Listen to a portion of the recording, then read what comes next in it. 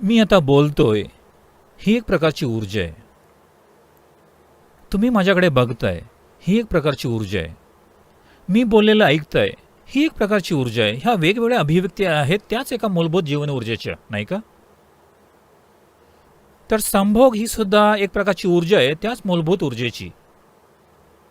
म्हणून प्रत्येकानं याची निवड केली पाहिजे की ह्या ऊर्जेचा केवढा भाग कोणत्या दिशेनं त्यांना घेऊन जायचं आहे. शेवटी तुमची ही ऊर्जा मर्यादित आहे, नाही का? हे पहा, हे जणू तुमची काही नियमित मिळकत आहे. समजा ती 25,000 रुपये आहे प्रति महिना.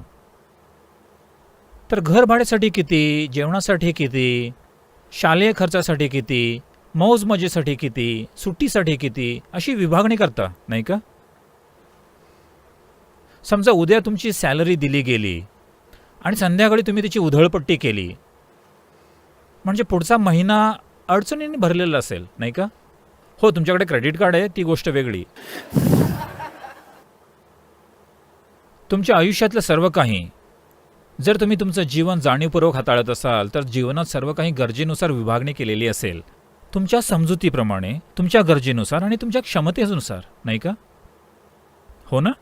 तुमचे पैसे, तुमची वेळ, तुमची ऊर्जा सर्वांची विभागणी केली गेली आहे, नाही का? तुमच्या आवडीनिवडीनुसार.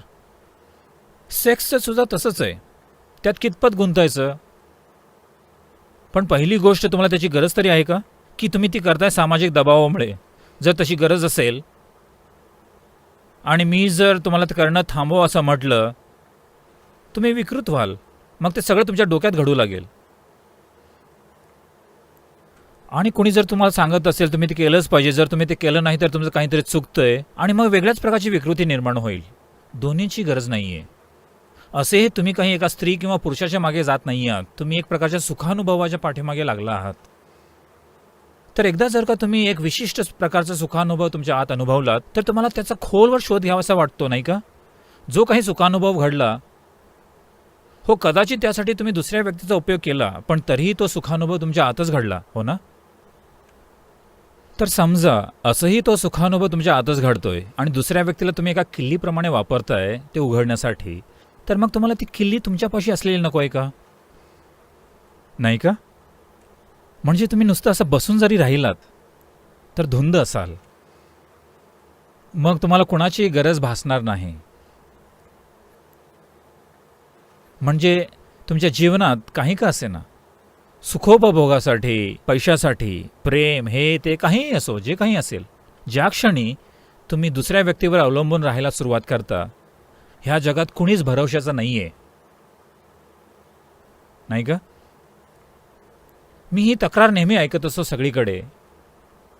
काही लोक, सामान्यतः स्त्रिया ही तक्रार करत असतात, त्यांचा नवरा प्रमाणापेक्षा जास्त सेक्सची मागणी करत असतो. आणि काही स्त्रिया सतत तक्रार करत असतात, त्यांचा नवरा त्यांना बोटसुद्धा लावत नाही. म्हणजे काहीही झालं तरी ही समस्याच आहे, कारण कधीच गोष्टी तुमच्या मर्जीनुसार घडणार नाहीत. जोपर्यंत दुसरी व्यक्ती यात गुंतलेली आहे तोपर्यंत कधीच कुठलीच गोष्ट 100% तुम्हाला हवी तशी घडणार नाही, नाही का? होय की नाही? आणि तसं कधीच घडणारही नाही. मग तुम्ही एखाद्या देवी देवतेशी जरी लग्न केलं तरी गोष्टी तुमच्या मर्जीप्रमाणे घडणारच नाहीत. जोपर्यंत तुमचं अस्तित्व, तुमचा सुखोपभोग, तुमची खुशी इतर व्यक्तींवर अवलंबून असतील तर तुम्ही नेहमीच तक्रार करत राहाल. मग ती दुसरी व्यक्ती कितीही अद्भुत असे ना का? म्हणून ह्या संदर्भात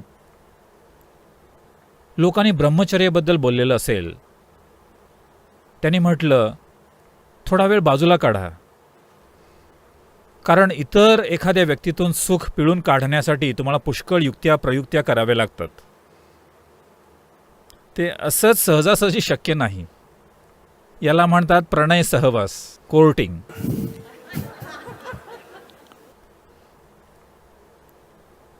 एकदा जर का तुम्ही कोर्टमध्ये गेलात की न्यायनिवाडा ठरलेलाच आहे.